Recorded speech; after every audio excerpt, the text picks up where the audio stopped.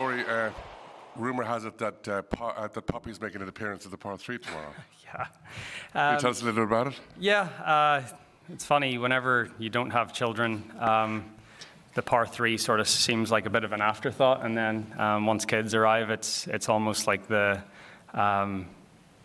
sort of becomes the highlight of the week in a way. So yeah, looking forward to it. It'll be fun to get out there tomorrow and watch her run around, and yeah, and it's amazing. I think back to my first appearance here in 2009, and then this is my 14th, and just how quickly the time goes, and the sort of evolution that life takes on, and the places that you find yourself, and but it's exciting. It's exciting to be back here. It's exciting to be here with my family, and looking forward to everything in the week ahead.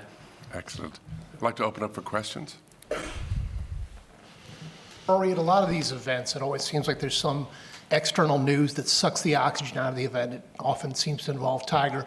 When you are not involved in one of these, is it easier as a competitor to fly under the radar? I try to shield myself from as much news as possible, so especially this week. So not really, depending whether you're the center of attention or not. I think what it does make it nice with the practice rounds. We were on the 9th green when Tiger and JT and Freddie teed off yesterday, and it was a mass exodus from the 9th green to the first tee, and then the back 9 was lovely and quiet. So that's a nice way to get through the first few days of the week, and yeah, sort of go about your preparation, I guess, unhindered. Mark? Hey, Rory. I just wonder if you can describe kind of the evolution of your chase for the Grand Slam, the pressure maybe for the first couple tries, because there was, speaking of attention, so much on it. Yeah. And now I think this is your eighth go-around here. Did it become less pressurized, or is there more pressure because we haven't won a major since 2014? Kind of where does that fall for you? I'd say a little bit less pressure. I think the best, my best finish was the first go around to try to win the Slam. So it's not as if Jordan played wonderfully that week, and I played well. I played maybe not as well as I could, but I played pretty much up to my potential, and it just wasn't good enough that week. So, and I think as well, as I said at the start, I'm maybe at a different stage in my life where back then, golf was everything, and it's obviously, it's still very, very important. But maybe back then I would think that I don't know if I would feel like I was fulfilled if I didn't win one or whatever it is. But yeah, it's less pressure. I'm not I know if I play well, I'll give myself chances to win this golf tournament, and it's just a matter of going out there and executing the way you know that you can, and stick to your game plan, and be patient and be disciplined, and all the things you need to do around Augusta National. But I don't feel, if I think back to 2015 when I was coming off that run, yeah, there's certainly less pressure I feel than there was then. Dylan? I was just wondering how yesterday's practice round pairing came together. I think it was you, Padraig, Shane, and Seamus, and if there's anything new that you can learn from playing Augusta National at this point. Yeah, it didn't really. Shane and I spend a lot of time together down in Jupiter now that he and his family have moved down there. So we organized that game last week, and then he texted me and said Seamus is going to join us, and that was great. And then Padraig as well. So I actually didn't know Padraig was in the field, which is bad. But I guess he played pretty well in the PGA last year. Yeah, so it was really good fun, and Shane and I and Padraig are going to play in the par 3 tomorrow as well. So that'll be good fun, and I think the club here, it always is making little tweaks and improvements to the golf course, so there's always something to learn. The reason that I came up here a little bit early last week was just to see the couple of changes, the 11 is basically a new golf hole.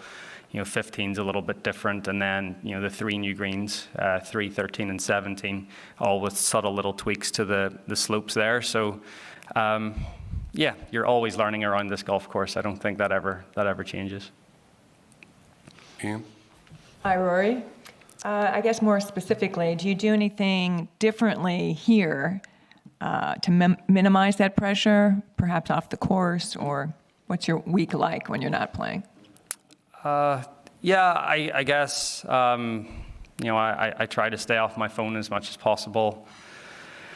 And then, when I get home, it's, my attention's taken away from the golf and it's turned to family. And, as a professional golfer and you're away from home all the time, you don't want to feel like that absent dad. So you want to try to spend, quality time when you can. So, it's nice to be able to turn your attention away from the golf when you get home and, whatever it is, draw on a chalkboard or whatever she wants to do. So, yeah, it's nice. I try, as I said at the start, I try to shield myself from a lot of the hype and the attention and and everything that goes on at this tournament, just so that I can focus on getting out there and playing golf and focusing on myself. Ian? Rory, how much of a setback was missing the cut last week, given the way that you'd set your stall-out schedule-wise building up to this? I think it was beneficial in the end. I learned a few things. Like, you always learn more from disappointments or from times where you don't play so well. So I thought, like, if there's a cut to miss, it wasn't a bad one to miss. I got home, did really, 2 really good days of practice on Saturday and Sunday, and actually felt a lot better about where things were, heading up here Sunday evening. So, yeah, I certainly, if I had made the cut, the number in San Antonio and just played the weekend, I wouldn't have learnt as much or had that time to practice that I did over the weekend, and felt like that was pretty beneficial. Owen? Hi, Rory. In an interview at the weekend, you talked about your Sunday round at the Ryder Cup and how it came good because you played like me and you were instinctive. I just wonder now how you feel if you are being you and being instinctive, and how that's affecting the way you're playing now. Yeah, I think at that point I was getting a little too caught up in technical thoughts about my golf swing and playing golf swing rather than playing golf. And I wasn't really, I think when you get so tied up in technical thoughts, you don't visualize as well. You don't see the shot you want to hit. You don't try and shape shots as much. You're just basically, the ball's here, the target's there. I'm going to try to get this from A to B by trying to make this movement with my body and my golf club. And there's no real imagination or creativity to it. So just trying to put a little bit more of that back into my golf. And I've played much better since then. I had the win in Vegas. I've been in contention to win a few times. So yeah, it's definitely been a marked improvement from then, and it's something that I'm always trying to keep in my game. John? Rory, for quite a lot of people out there, and indeed for some of the people in here, this is the first time back for a few years. You've been here. How does this week feel, and to you now? You're in a very special position to tell us. Yeah, it feels like we're back to normal life. It feels like a normal Masters again. It feels like we're sort of over the, we're sort of at the light at the end of the tunnel, I guess.